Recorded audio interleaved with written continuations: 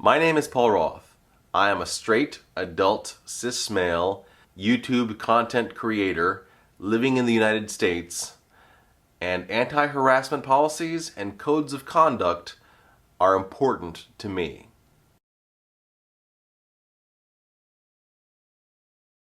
Hi Paul Talkers, it's Monday. On Friday, I posted a video for my other channel, OKC IRL. Not long after I started telling people that video was up, I saw a tweet from a friend of mine. Cece Finley had contacted VidCon looking for their anti-harassment policy or their code of conduct, and had gotten a response from VidCon dismissing his request, saying that there wasn't one and that there might be one in the future if necessary. That's a paraphrase. I'm going to put a link to everything I reference in the doobly-doo today. These links are going to be very important because I want you to see the whole context of what I'm talking about rather than just taking my word for it. Now I'm going to stop a moment here and point out a couple of important distinctions. First of all, if you're like me, you tend to think of VidCon as being a Vlogbrothers event. None of those names, not Hank, not John, not DFTBA, were the names that were in the signature part of the initial response to CC Finley. The name was Tim. I don't know who Tim is. I couldn't find a Tim listed on the vidcon.com website. Whoever you are, your response was messed up. You should not be allowed to respond on behalf of VidCon in the future, Tim. On Saturday, there was an official reblogging of the Tumblr post by CC Finley by someone from VidCon who identified themselves as Michael, the COO of VidCon, wherein Michael spelled out that there had always been plans of creating, delineating, and disseminating a very visible code of conduct which would include some anti-harassment elements. Michael did not say in any way, shape, or form, that response you got was f***ed up and wrong, which is what Michael should have said, perhaps in nicer vernacular. So now you might be thinking, if VidCon has already said there's going to be a code of conduct policy, why are you making this video? Are you making something out of nothing? No.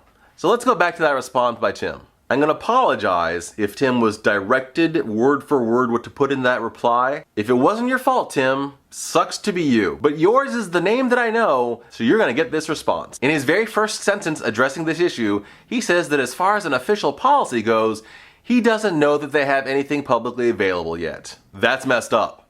Your very first line should be, we should definitely have an anti-harassment policy and or code of conduct very visibly available, and I'm sorry that you couldn't find one. That should be your very first line. It doesn't matter if you have plans for one. It doesn't matter who's at fault. Your very first line about this incredibly important issue surrounding an event that has already been associated with sexual harassment and assault in the past, that'll be attended by tons of teenagers and women, many of whom are going to be alone and in relatively unsafe situations. Your very first line should be, holy do we need that, you're right. It gets worse, because the second line is that VidCon attendees are nice to each other. What the hell, Rock, have you been hiding under? Saying that VidCon is full of people who respect each other and therefore it hasn't been necessary to have an explicit policy is you being oblivious to or ignoring reported statistics and dismissing the importance of looking out for the safety of the people who need to be looked out for. It's because of this that there hasn't historically been a need for such policies. If this weren't such an important topic, that would make me laugh. It is so freaking wrong. It has been incredibly necessary for every space in the entire world to have explicit codes of conduct and anti-harassment policies in place, and the lack thereof has contributed to the perpetuation of rape culture, of assault, of harassment, and of people being treated like crap, generally underage folk and women, by people who are not underage folk nor women. Historically unneeded? What? And we're certainly looking into it. What a blow-off sentence. Science fiction conventions, YouTube conventions, business conventions, coding conventions, programming conventions, hell, malls, public dances, carnivals, amusement parks. All of these spaces are spaces full of people who look like normal people. That's where you need these policies. Because none of these spaces are inherently safe spaces. Spaces are made safer when people act, and it is explicitly and well known that there are rules in place that will govern against people who act against a good code of conduct.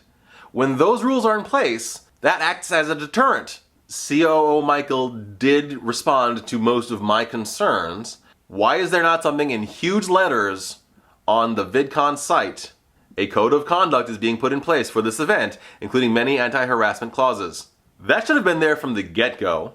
At the very least, the incredibly recent Olga and Tom Milsom situation should have made someone get off their ass and say, we need to tell everyone that there is going to be a policy protecting people at VidCon. I do think that a community-based task force was formed relatively quickly after the Tom Milsom and Olga thing became very public, but you need to make that explicitly clear and visible everywhere. When you're putting an event together, you intuitively do not want to say anything that could be construed as negative around your event. But saying that you are concerned about creating a safe space for, again, the teenagers and women attending your event is not a negative thing about your event. That tells potential visitors that you are aware of the realities of 2014 and that you care about your attendees. I think VidCon is made up of people who do care about all of their attendees.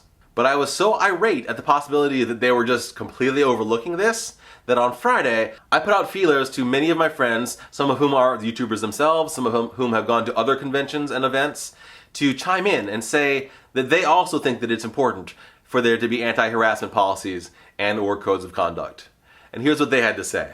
Dear VidCon, harassment policies are incredibly important, especially for people my age. So please set an example for all the other gatherings and YouTube convention events and publish one as soon as possible. Thank you. The thing is that I do trust VidCon to be committed to the safety of their attendees. I know that's a top priority. The thing is that I think it's really important to say that. We're really interested in this sexual harassment policy. Please tweet us as soon as you have something up and available that we can read and feel good about and everybody can feel safe. Because, while I personally, I trust VidCon that they are prioritizing this, there may be somebody else who's considering letting their daughter go to this conference, but they don't know anything about it. They've never heard about it. And, it's important that everybody feels safe. Obviously, safety first. So that's what I have to say on the matter. Hey everybody, it's me, Peter. And I would love to see a really high visibility harassment policy for VidCon this year. I think that's something that should be an industry norm whenever you have a convention. Because for one, it lets people know that if you harass somebody, there is going to be consequences. For example, getting booted out of the convention. For another, I think that when you have a good, strong harassment policy that's out in the open and that everyone can see, it lets convention goers know that this is something that the convention staff takes seriously. And if they are harassed, then they can go to staff and say, hey, this has happened to me, and feel reasonably comfortable that something is going to happen, that their needs are going to be fairly taken into consideration. And that's not just a matter of comfortability, but also of safety. So VidCon, if you guys could do something like that this year, that would be awesome. Thanks. Hi, I'm Annalie. I've been attending conventions, science fiction, fantasy, and technical conferences since I was about 13 years old. And up until 2010, I had never attended a conference at which I wasn't harassed or assaulted. My first conference, when I was 13 years old, I walked in the door and almost immediately some guy that was practically old enough to be my dad started following me around making creepy sexual comments. You might think, geez, my conference isn't like that. My convention, the people are way cooler than that. No one would do that. But the people that are involved with that community, when I told them years later what happened, they were appalled too. They couldn't believe that something like that had happened at their conference.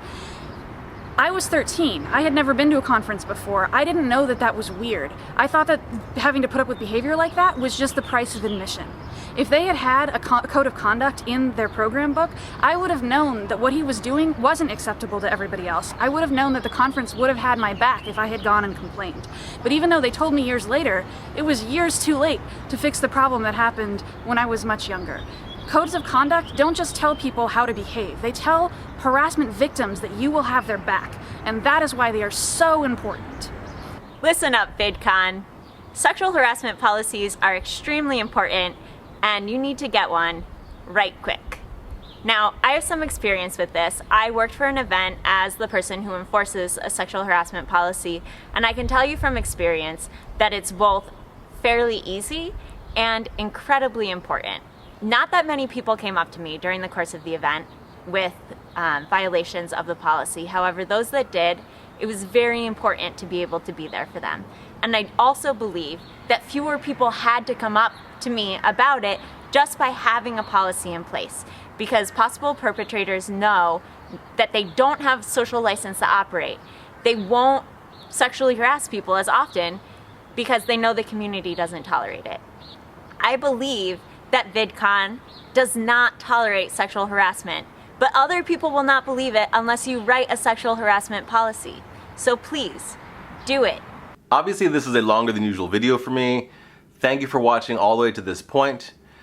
To wrap up my thoughts on this matter, I figure there are going to be some people who might watch this video and immediately think, well, because I'm this sort of person, these policies and this concern doesn't apply to me. That's why my cold open was what it was. I identified to you that I am in a very privileged, safe space, and yet these policies matter to me as well. The people who are often most devastatingly effective at perpetrating acts of sexual assault and other atrocities are the ones who don't look like bad guys. They're the ones for whom we need anti-harassment policies, codes of conduct. Because when one of those people who seems like a good guy is actually the sort of person who assaults somebody, I want their victim to realize that they have a safe place where they can go and report such atrocities. I want them to know that I will believe them and support them. I want them to know that they can feel relatively safe in the space that we've purposefully made safer for them. All spaces should be like that, and they're not yet, and that's important to me. Not because I think I'm gonna get assaulted, I probably won't. I'm concerned for the YouTuber who's gonna be to my left and to my right. I'm concerned for the very young YouTubers. I'm concerned for the women YouTubers who've traveled to Anaheim from a far distance away. I'm concerned for everybody who attends any event, not just VidCon, thinking that they're gonna be safe, but not knowing what to do if all of a sudden their safety gets violated. I want them to have a recourse. I want them to know that the big organizations around them are on their side, because they should be. And I think VidCon is. And I'm looking forward to seeing what they do with this. This hasn't been a fun video, but if you think that it's been important, if you liked my message in this video, please give me a thumbs up, please subscribe. Even if you don't necessarily agree with me, but just to further this discussion, I would love it if you shared this video with people. Extra special thanks to the people who contributed to this compilation vlog. It means a lot that you took part of your weekend and did this with me. Thank you so much. I'm going to try to include links to everything I can think of in the doobly-doo. If you see me at VidCon, please come up to me and tell me what you thought about this video and my points on this topic. I want to believe that most of us are on this same page, that most of us know that this is a serious issue and that we need to address it. Not just at VidCon, but at all spaces. If nothing else, leave me a comment below telling me what you think. And as always, thanks for watching. I have a bone to pick with you, and that bone is sexual harassment policy. I have a bone to pick with you, and that bone's name